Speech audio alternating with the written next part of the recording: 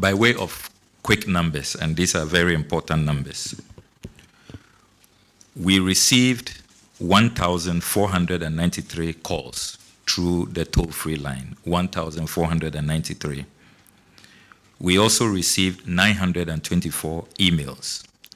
Fortunately, all of these calls are recorded automatically, and all the emails have also been preserved for verification and validation. So in total, the number of complaints received amounts to 2,417. So those who had any doubt about how relevant and how timely the President's intervention was at the time, this is your evidence. 2,417 complaints received. Where will all of these people have gone if President Mahama had not set up the oral preparatory team? So President Mahama has been vindicated. It was a masterstroke, it was the right decision for our country, and it has deepened transparency and accountable governance.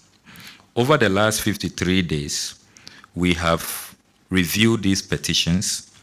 44 were received directly from civil society organizations and other public-spirited citizens. 59 of the 230 cases reviewed containing the documents we'll be submitting today were cases that had come up during the period the NDC was in opposition. But we decided to go back to those matters and carry out a detailed review. And all of those are contained.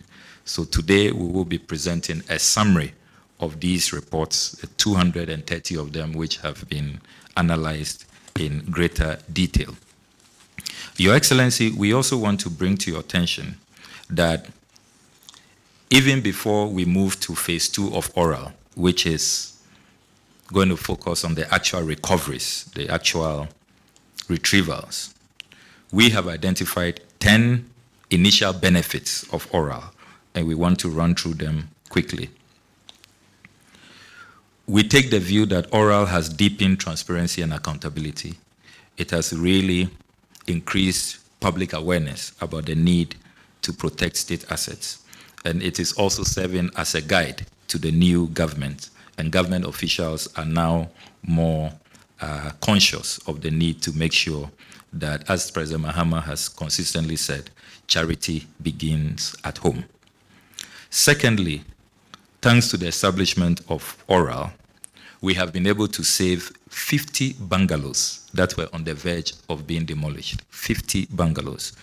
We received distress calls from public servants who said people had showed up, so-called private developers, to demolish their bungalows.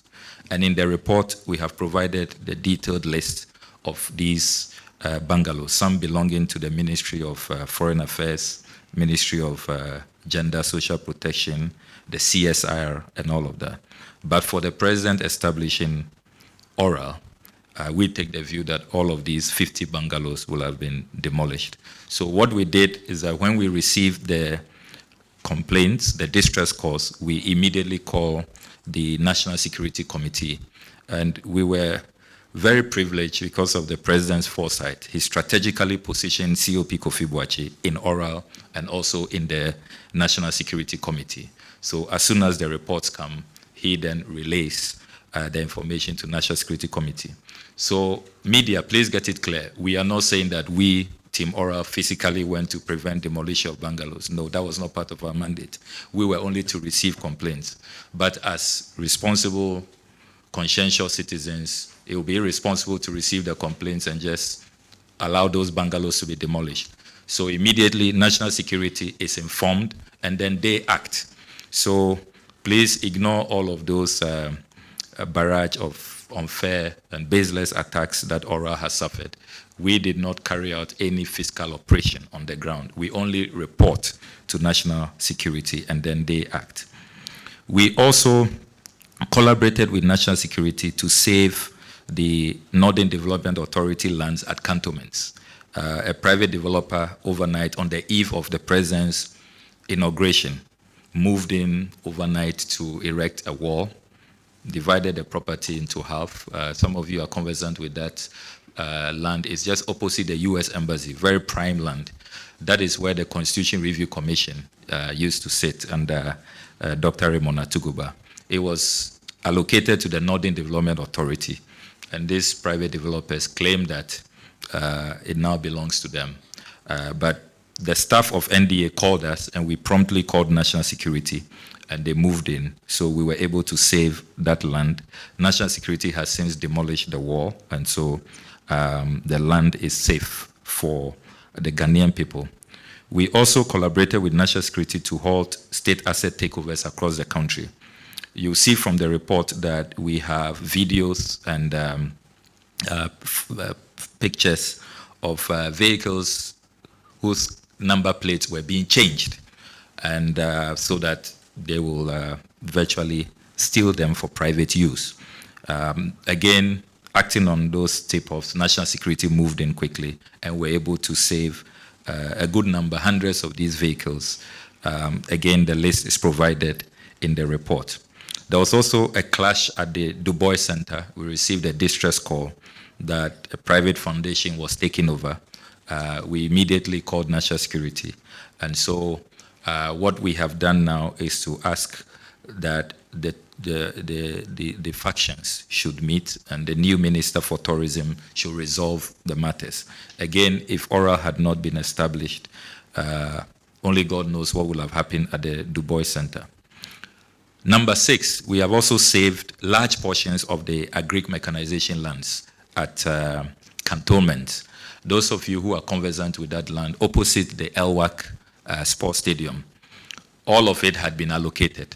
But fortunately, when ORA was established, the Association of Vegetable Producers and Exporters reached out to us that that's where they used to operate. Large portions of their facilities had been demolished, but their cold room was on the verge of being demolished. And so we called National Security, they moved in, and we have been able to save large portions. Only, I would say, about 20% of the land has seen some development. Politically exposed persons are building hurriedly, but at least 80% has been preserved, and it is for the president to advise on what will happen because the documentation we have is that all of that land has been sold. And the sad part is that you will see from the report, some people, prime cantonments land, paid as low as 42,000 cedis. 42,000 cedis for a plot of land. Some 160,000 cedis. And these are government officials, MPs, ministers of state. So it was really just a giveaway. I'm sure the president and his advisors will decide on what to do with the rest of the land.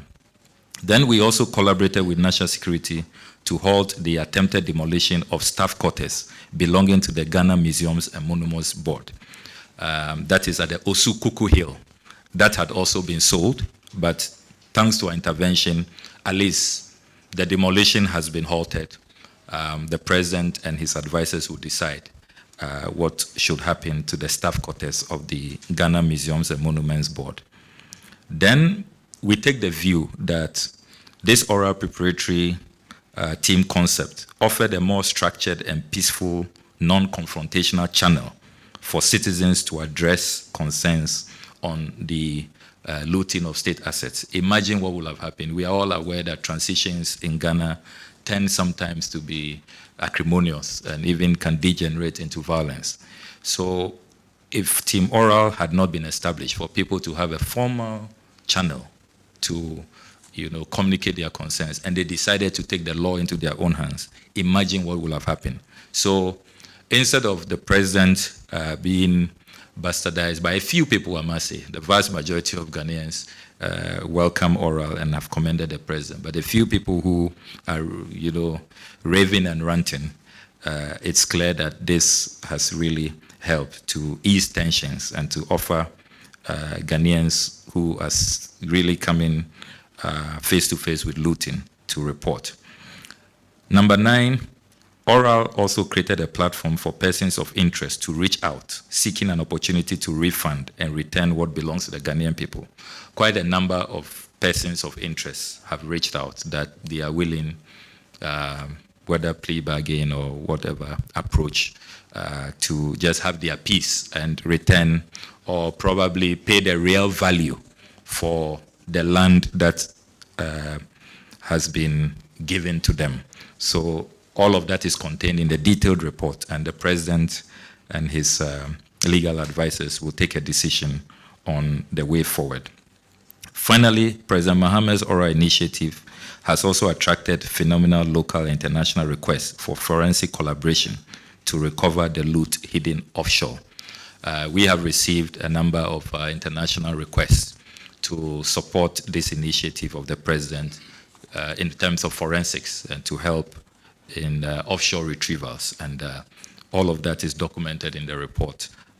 This is for the president to decide on the nature of these collaborations. Some of them have said that it will not cost us anything. They may just ask for a little percentage of success recoveries. But I'm sure the president, the attorney general will advise on that moving forward. We want to conclude with some fascinating figures. The 36 cases that we have reviewed in detail, if we are successful in recoveries, we can retrieve as much as 20.49 billion United States dollars. 20.49 billion United States dollars. 36 cases, and that's from National Cathedral, PDS, SML. You have the GMPC salt pond decommissioning, and we decided that in this open session we will not go into greater detail, and so I want to be restrained. But there's a great deal of resources belonging to the taxpayers that can be retrieved. Then we've also done an estimate of the state capture, the lands. If we successfully ask people to pay conservative market value for the lands they have looted, again, the experts are telling us that we can recover about 702.8 million United States dollars for the Ghanaian people. That's if we just ask people, those who were paying 42,000 cedis, 120,000 cedis, 160,000 cedis, to pay the fair market value. Those are lands that $500,000, $600,000, you will even struggle to get cantonments land at that figure.